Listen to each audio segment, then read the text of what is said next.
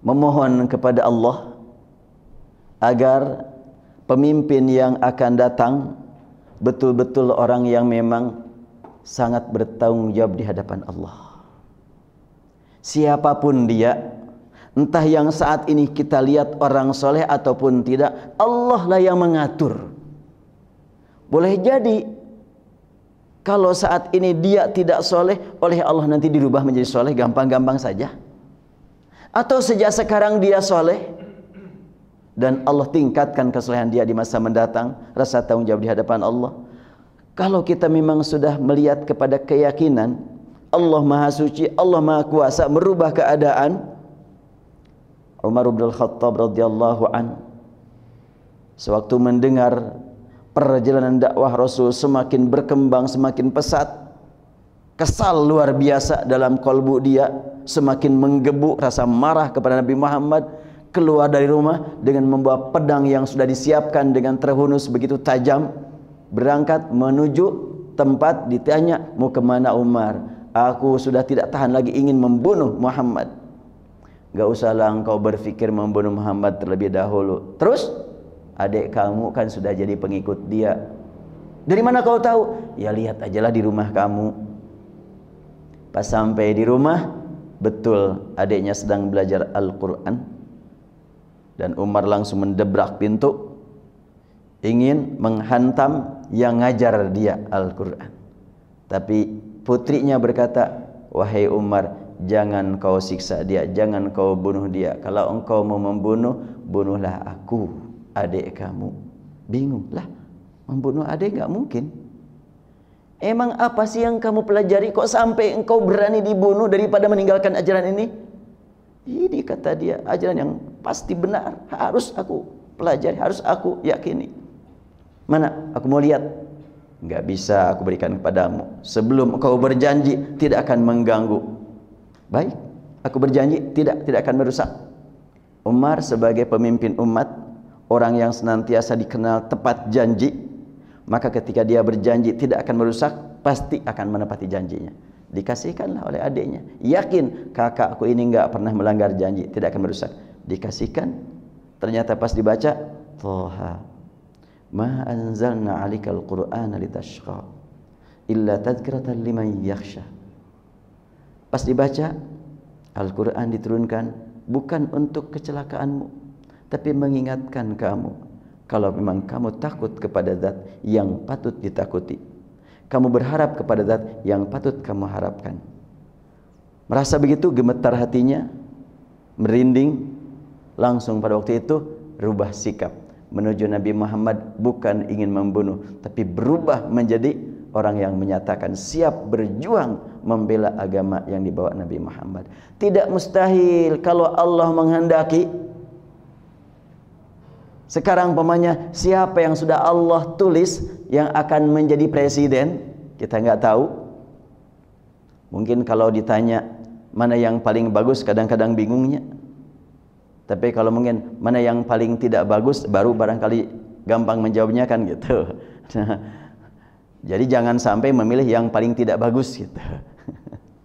Nah, memang karena susah, sekian banyak tantangan yang dihadapi, maka kita mohon kepada Allah Subhana, Maha Suci Allah, Alladzi asra, yang telah memberangkatkan di malam hari tanpa orang tahu.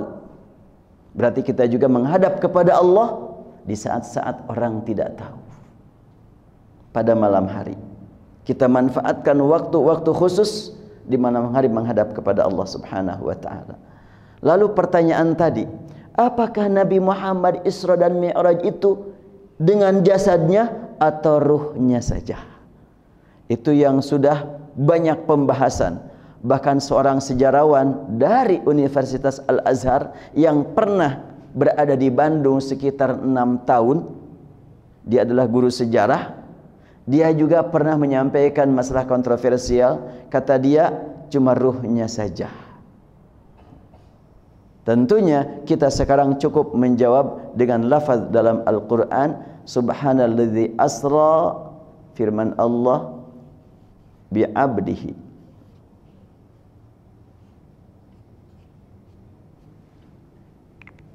Yang diisrakan Allah itu siapa? abdihi, hambanya.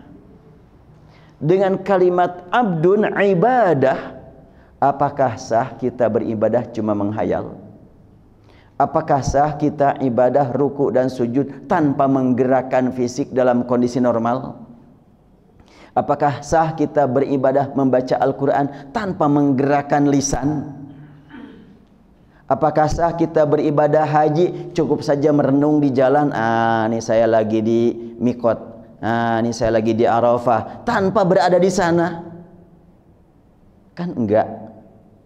Berarti kalau kalimat abdihi ini meliputi ruhnya, akalnya, nafsunya, kalbunya, jasadnya.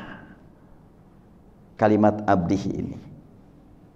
Jadi jawaban kalau ada pertanyaan apakah Rasul Isra dan Mi'raj dengan jasadnya? Jawaban Al-Quran bi abdihi. Iya. Karena tidak disebut abdun kalau memang tidak ada jasadnya. Kalau ruhnya sederajat sama manusia. Ruh manusia sederajat di hadapan Allah. Tidak ada perbedaan. Bahkan sudah menyatakan janji setia. Alastu birabbikum qalu bala syahidna. Ini zaman alam ruh sebelum masuk ke dalam jasad kita sama semuanya, tidak ada perbedaan. Nah, setelahnya ada dalam jasad, fungsinya ruh terkadang difungsikan, terkadang tidak. Bagaimana cara memfungsikannya? Itulah menggerakkan jasad untuk taat ataukah tidak. Ruh tidak bersalah, jasad yang bersalah. Ruh tidak bersalah, nafsu yang bersalah nanti di akhirat. Makanya tidak disebut nanti ruh akan mendapatkan surga atau ruh akan mendapatkan neraka. Yang akan mendapatkan siksa atau mendapatkan pahala itu kan jasad dan nafsunya. Bukankah Al-Quran berbicara tentang kenikmatan makanan dan minuman? Apakah itu keperluan ruh, apa keperluan jasad dan nafsu itu? Ini agak sedikit mendalam nih ya, biar agak mikir dikit. Nah, kalau ruh itu adalah yang tidak disebut dalam Al-Quran selain sebagai keistimewaan manusia, dan binatang tidak disebut punya ruh. Yang disebut dalam Al-Quran kullu nafsin dha'iqatul maut, setiap nafsu akan mengalami kematian, bukan setiap ruh. Hanya saja kata ruh dalam bahasa kita diberi makna yang lebih luas daripada yang sebenarnya. Setiap yang tidak terlihat disebut ruh gitu. Pada ruh yang sebenarnya secara ayat Al-Quran, ruh itu merupakan keistimewaan yang Allah berikan untuk manusia. Dan diberi bekal berupa ruh, berupa Al-Quran. Dibawa oleh ruh berupa Jibril. Nazala bihi ruhul amin ala qalbika litakuna minal munzirin. Al-Quran dibawa oleh ruhul amin. Kemudian Al-Quran juga disebut ruh dalam ayat yang lain. Ruham min amrina. Nah, jadi kalimat abdihi ini jawaban tuntas bahwa Rasulullah SAW Isra dibawa oleh malaikat, tampil sebagai manusia yang dituntut untuk beribadah kepada Allah dengan menggunakan semua unsur dirinya, jasadnya, akalnya, nafsunya, ruhnya, kalbunya, menghadap kepada Allah, menghambakan kepada Allah. Ini pertanyaan tentang apakah Isra dan Mi'rajnya dengan jasad ataukah tidak. Kembali lagi kepada kalimat abdu. Kenapa tidak subhanalladzi asra bi Muhammadin atau bi nabiyhi atau bi rasulihi, padahal panggilan Allah kepada Nabi Muhammad suka diistimewakan di atas nabi-nabi yang lain. Kepada Adam Allah berfirman, ya Adam uskun anta wa zawjukal jannah. Kepada Nuh Allah berfirman, ya Nuh innahu laysa min ahlik. Kepada Nabi Musa, kepada Nabi Isa, ya Isa inni mutawaffika wa rafi'uk. Tapi kalau kepada Nabi Muhammad Allah memanggil ya ayyuhan nabi, ya ayyuhar rasul. Terulang dalam Al-Quran kalimat ya ayyuhan nabi. Ya ayyuhan nabi lima tuharrimu ma ahallallahu lak. Ya ayyuhan nabi ya ayyuhan nabi jahidil kuffar. Ya ayyuhan nabi qul li azwajik. Tapi kalau kepada nabi-nabi terdahulu ya Adam, ya Nuh, ya Ibrahim. Nah, sekarang pada saat Isra dan Mi'raj tidak disebut bi nabiyhi, bi rasuli, tapi bi abdihi. Ini berbicara tentang masalah ibadah. Rasul akan mendapatkan bekal utama untuk membangun masyarakat di dunia. Apa bekal utamanya? Nanti akan disampaikan pada waktu Mi'raj. Yang penting sekarang tampil dulu dengan serendah-rendahnya di hadapan Zat yang Maha Suci, tampil sebagai hamba. Abdun, hamba. Di hadapan Zat yang Maha Suci semakin terbukti ini suci, ini hamba. Nah, kalimat bi abdihi kalau kita tanamkan ke dalam kalbu kita keyakinan bahwa ayat ini kan hidayah buat kita, bukan cuma bersifat informatif tentang Rasul di perjalanan kan sampai seperti itu saja, enggak sampai di situ, tetapi ada apa di balik ayat ini untuk kita. Kita ingin menghadapi sekian banyak hal di dunia. Apa yang mesti kita lakukan agar mencapai yang baik, yang benar? Rendahkan diri kita serendah-rendahnya di hadapan Allah, di hadapan Zat yang Maha Suci. Semakin merendah akan Allah angkat semakin tinggi. Orang merasa diri tinggi akan Allah jatuhkan. Banyak orang yang ingin tinggi dengan harta, dengan kedudukan, dengan penghormatan orang. Dia akhirnya sibuk untuk mencari pujian orang. Hina betul dia mencari terus, dan tidak mencapai yang diharapkan. Tapi kalau senantiasa dia merendahkan di hadapan Allah dan dia tidak mengharapkan dari dunia di bawah dia berada di atas. Itulah yang namanya sebut sebagai mulia. Makanya abdun semakin merendah semakin diangkat oleh Allah Subhanahu wa taala, dan Rasulullah akan mendapatkan bimbingan ilahi melaksanakan salat yang diajarkan kepada umat sejak awal, tampil sebagai abdun, sebagai hamba. Itu antara lain hasil ya tadabbur kita bersama. Kenapa tidak binabiyhi birasulihi? Dari satu segi, kalau sekiranya binabiyhi birasulihi, boleh jadi sulit dibantah kalau ada orang yang berkata bahwa yang Isra dan Mi'raj itu adalah tanpa jasad. Tapi kalau dengan abdun, jelas yang namanya abdun adalah ada jasadnya. Dari segi yang lain, kalimat bi'abdihi ini merupakan peresmian dari Allah Subhanahu wa ta'ala bahwa Muhammad adalah seorang hamba yang sempurna penghambaannya kepada Allah. Sehingga Allah langsung mengangkat nama beliau sebagai Abdullah. Makanya di dalam selawat juga sering kita menyebut-nyebut Allahumma salli ala Muhammadin abdika wa rasulik. Ya Allah, curahkan rahmat kepada Muhammad, hamba-Mu dan Rasul-Mu. Tidak Allahumma sholli ala Muhammadin rasulika wa abdik, tapi abdik dulu ya. Dalam salawat kan abdu dulu baru rasul kan. Allahumma sholli ala Muhammadin abdika wa rasulika an-nabil ummi. Nah, bi abdihi, lalu kalimat asra tadi adalah memberikan makna bahwa perjalanan beliau di malam hari. Dilanjutkan dengan kalimat lailan.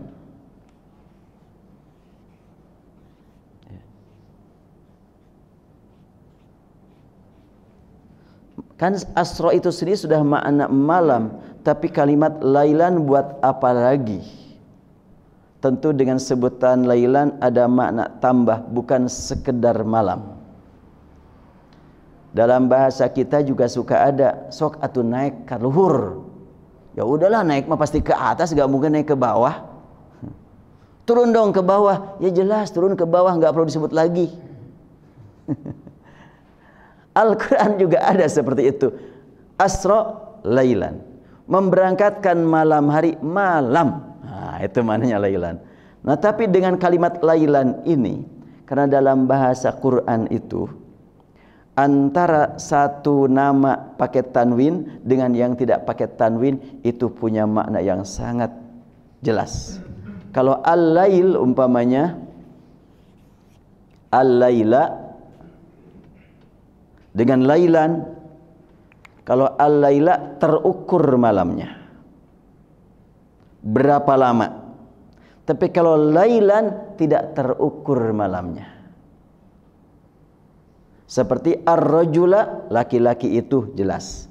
Tapi ar-rajulan, seorang laki-laki, yang mana yang kau maksudkan tidak jelas. Kalimat lailan ini memberi gambaran kepada kita malam tersebut hanya Allah yang Maha tahu berapa lama yang digunakan Rasul untuk Isra.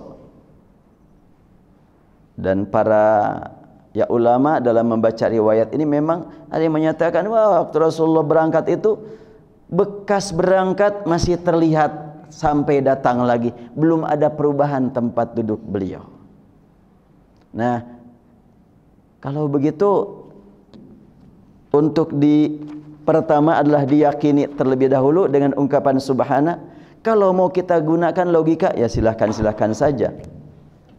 Kalau umpamanya ini adalah titik, kemudian ada lingkaran, ada lagi lingkaran lagi, ada lagi lingkaran lagi. Di sini ada jarum. Ada yang duduk di sini, ada yang duduk di sini, ada yang duduk di sini. Ketika jarum ini diputar sampai sini, yang duduk di sini mungkin 1 detik cuma berapa mili. Tapi yang duduk di sini nih 1 detik berapa jarak kan gitu. Nah sekarang kalau umpamanya Rasul itu kan di luar angkasa kan, maka perhitungan jaraknya jangan diukur dengan ukuran bumi, tapi ukuran luar. Oleh karena itu walaupun perjalanan Rasulullah cuma sebentar, tapi beliau temui sekian banyak peristiwa. Jangan diukur dengan ukuran bumi, ini ukuran langit. Ini kalau mau kita berjuang untuk melogikakan, merasiokan. Tapi hakikatnya bukan itu. Tapi diawali dengan subhana, maha suci Allah. Mau Allah jadikan 1 menit untuk di ukuran bumi, ternyata pada waktu itu Rasulullah merasakan berbulan-bulan, sehingga bertemu dengan sekian banyak nabi, sampai sempat melaksanakan sholat bersama para malaikat, bersama para nabi. Allah yang ngatur segala-galanya. Tapi dalam kehidupan kita sehari-hari juga kadang-kadang sebentar terasa lama, lama terasa sebentar, biasa. Di antara bapak dan ibu tadi malam ada yang tidur mungkin cuma 2 jam, tapi mimpinya sampai ke sana kemari. Ada juga yang mungkin tidur 6 jam, hanya pas bangun lah sudah jam 4, sebentar sekali tidur. Saya pada waktu pulang umroh kemarin itu diberi nikmat tidur, naik pesawat langsung tidur, dibangunkan untuk makan, habis makan tidur lagi, bangun lagi, tinggal 2 jam lagi akan landing. Subhanallah, nikmat sekali sampai nggak terasa jauh, hanya rasanya cuma 2 jam saja dari Jeddah ke Cengkareng. Allah berikan nikmat tidur kemarin, padahal biasa-biasa nggak seperti itu. Jadi sama saja, perjalanan jauh, perjalanan dekat, kalau Allah kehendaki dekat-dekat, jauh-jauh. Rasulullah SAW dikehendaki oleh Allah Subhanahu wa taala, walaupun tempat yang ditinggal di muka bumi terlihat cuma sebentar saja, terukur cuma sebentar saja, lailan, tapi pada waktu itu beliau menerima sekian banyak peristiwa, pengalaman di perjalanan yang diajarkan kepada para sahabat. Ternyata begitu banyak. Itu semuanya membuktikan subhana, maha suci Allah Subhanahu wa ta'ala. Dan tadi sebutkan kata subhana sumber tasbih, datang dari Allah. Kata sabbaha praktik bertasbih yang dilakukan oleh makhluk-makhluk Allah dahulu. Dan yusabbihu praktik bertasbih yang dilakukan oleh semua makhluk Allah sekarang. Dan sabih perintah dari Allah kepada kita seorang demi seorang, bertasbihlah kamu. Urutan dalam Al-Quran juga 7 surat. Pertama subhana surat ke-17, lalu sabbaha surat dari 57, kemudian 58, 59, kemudian surat As-Saff itu surat berapa tuh? 60 berapa tuh? Kemudian kalimat yusabbihu dan yusabbihu 2 kali, itu adalah untuk sekarang, lalu di akhir sabbih. ditujukan kepada kita. Urutannya sangat indah sekali. Kalau begitu maka urutan surat itu dari Allah. Walaupun turunnya tidak seperti itu kan. Al-Quran turun pertama surat Al-Alaq, turun berikutnya di sini, turun berikutnya di sini, turun berikutnya di sini, terus gitu. Allah yang ngatur. Dan Rasulullah menerima berita dari Allah, surat ini ada di sini, surat ini ada di sini, langsung Rasul sampaikan kepada para sahabat. Jadi urutan surat itu adalah tauqifi dari Allah, disampaikan Rasul kepada para sahabat, para penulis. Turunnya Allah yang mengatur mana yang lebih dulu. Susunan di Lauhul Mahfuz seperti yang kita baca sekarang, Al-Fatihah, Al-Baqarah, Al-Imran sampai selesai. Wallahu alam. Sudah jam 1 ya. Insyaallah ini belum selesai kajian surat Al-Isra, pembinaan keikhlasan buat kita.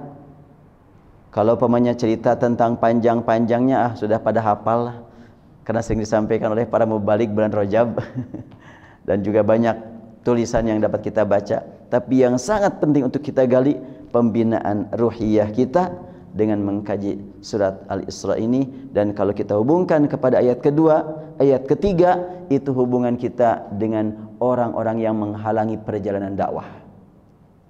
Jadi kalau sudah membekali diri dengan kuat berupa ikhlas dan berupa ibadah, kita akan memiliki bekal untuk menghadapi berbagai tantangan. Akan kita kaji pada ayat-ayat berikutnya, masih dalam surat yang sama. InsyaAllah kita lanjutkan nanti pada pekan depan. Tapi sebelum ditutup, kalau ada yang mau bertanya, dipersilahkan. Atau mudah-mudahan tidak ada. Baik, kita cukupkan saja sampai di sini.